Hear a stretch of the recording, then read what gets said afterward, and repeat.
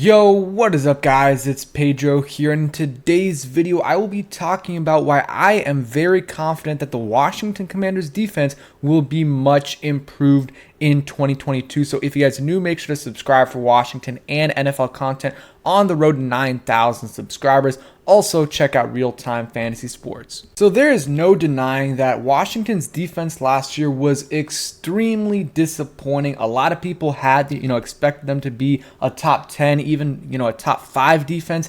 And they were in the, mid 20s to late 20s last year. And like the first half of the year, they were like the worst or, second to worst defense in the NFL. They were not good last year at all. And, even me, I expected them to take a little bit of a step back in terms of the rankings last year because, they were playing a much harder schedule. But I still thought they would be in that top 10 range, but they were nowhere near that. So kind of let's look at the stats from them last year, and I'll talk about why I think they are going to be better last year. And there is a caveat to this, as long as they stay healthy. And I know you say that every year, but I feel like with this defense, it's even more important because of the lack of depth that they have. So if this defense can stay relatively healthy, like 2020, where, they lost a couple pieces like Ioannidis and Landon Collins, but for the most part, they were healthy, then I think this defense is going to be much improved. But like last year, they had a ton of injuries, and then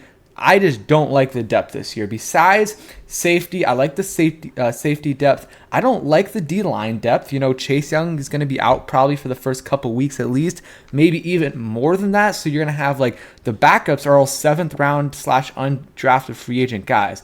And then in the interior, you got one hopefully good backup in Phidarian Mathis. And then after that, you don't have anything crazy. And then linebackers, I don't even have to mention that. The linebacking depth is not good. Also, forgot to say, this is a pre-recorded video, recording this on August 12th. But still, the linebacker depth isn't great. The cornerback depth isn't great at all. So if they start to, get a bunch of injuries, then it could start to get a little bit concerning. But they got a new head trainer, so, hopefully he is, anything's probably better than last year where we really didn't have a trainer at all. But this defense last year, in terms of points, it was ranked, they allowed about, 25.5 points per game. So they're ranked near the bottom of the league. There was about, 7-ish teams, below them, but still they were, near the Jaguars, Falcons, Chargers, Lions, Jets.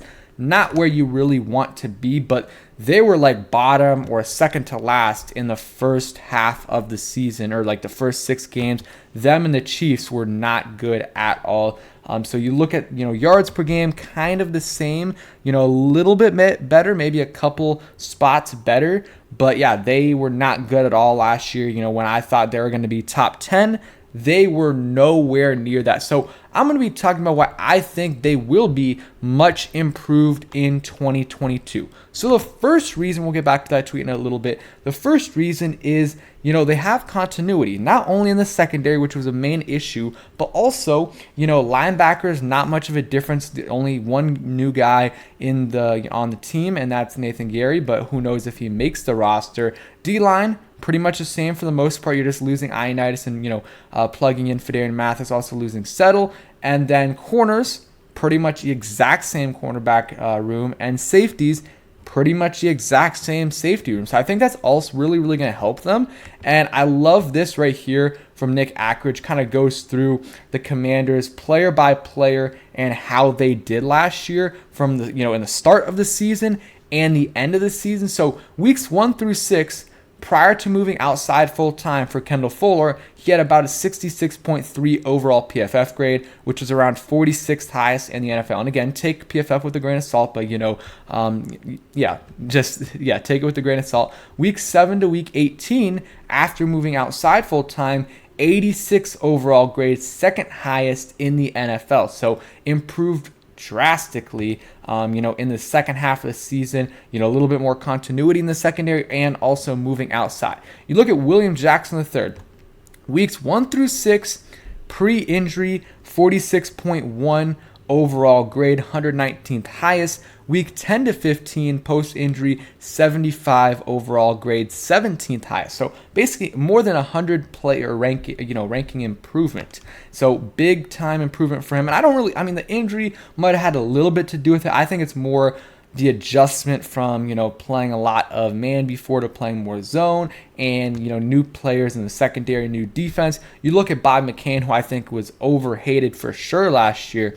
Weeks 1 through 6, he was awful. He was terrible. 54.8 overall grade, which was 70th highest. Week 7 through week 18, 78.4 overall grade, around 12th highest. So, all these players in the secondary last year improved from the first half of the season to the second half of the season. And, guys that aren't included in this list is Cam Curl, who was pretty much good all year. Benjamin St-Juste, who didn't really play much last year. But the other main three guys, improved a lot last season. So, and, I'll read this right here. The point of these three tweets is that the new members of the secondary take time to get comfortable and trust each other. Washington had a very good secondary during the back half of last season, and I expect that to continue as all of them are in their second season in the defense. And then he says, this is what happens when you're comfortable. Oh, that's just a clip right there. But I really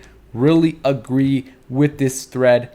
With this thread from Nick Ackridge, because they had, if you think about it, all the new pieces in the secondary last year. You had, Bob McCain, who not only was a new piece, but he also joined right after the draft. So it, took him time to adjust. Then you had William Jackson III, also free agency signing, but, he played a lot of man before, and, they're asking him to play a lot of zone.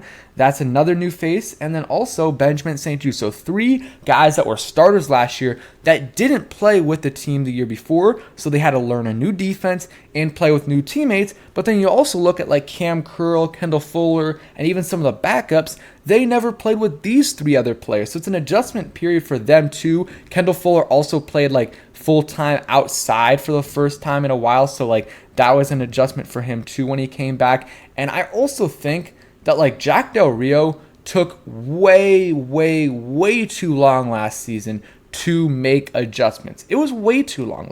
Landon Collins should have been playing linebacker, a hybrid between linebacker and safety from week 1, maybe even before that. The first season he was here with Ron Rivera.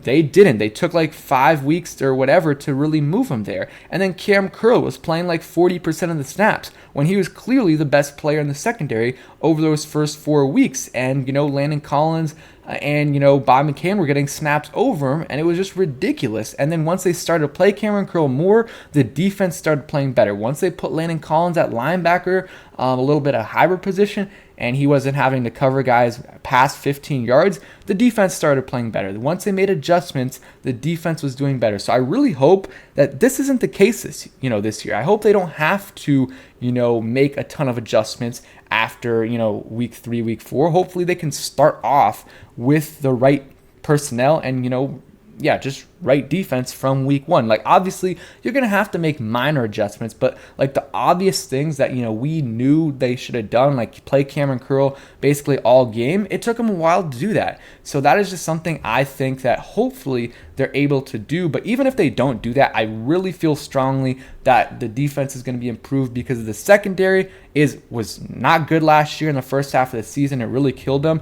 And the secondary with them this year, with the continuity, I think will help them out a ton. Also, another main point for this, why I think they're going to be better, is because of the schedule. The schedule for the Washington Commanders last year, not only did they have they had the toughest schedule in the NFL, but you could debate it. Maybe a couple other teams had it, but in terms of strength of schedule, we had the hardest schedule, and we had played so many top QBs. I mean, you just look at it. We played Dak Prescott twice.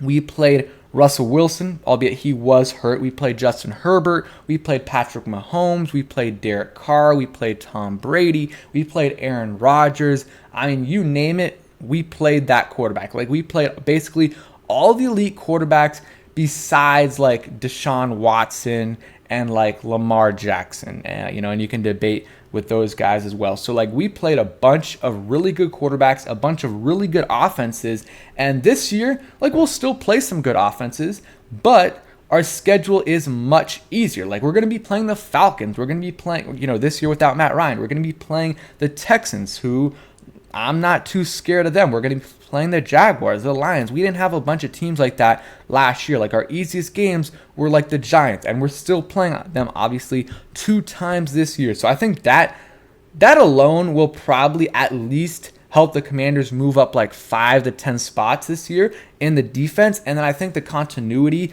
of the defense will help them out in another 3 or 4 spots, because the secondary was better over the second half of the season, but like the first 6-7 games, it was not good. So I think that alone will help them, move up a couple rankings as well. And then also, injuries. The injuries last year really killed the Commanders. I mean, you think about it, you had Chase Young out for more than half the season, or about half the season. Montez Sweat was out for a while as well. You had William Jackson III in and out of the lineup. You had, I'm trying to think who else, a ton of injuries on the defense. Benjamin St-Juste out for most of the season. And it was just too many injuries for them to handle. A lot of linebacker injuries as well in terms of like the virus. They missed a bunch of games. Like we had to play Milo Eifler as a starter. So I think this defense, I'm not saying they're going to be top 5, but I think for sure they're going to be top 15, top 16. And that is not, in my opinion, if they're top 16, that's not a very successful season. But I think they're going to be better than that. I think top 12, maybe even top 10 for the Commanders this year. I think that, I'll say top 10. I think the Commanders will have a top 10 defense this year. I know some people will not agree with that, but that's just my take. So I want to hear from you guys. Where do you think the Washington Commanders defense will rank this year? And thanks for watching. Hope you guys enjoyed, and peace.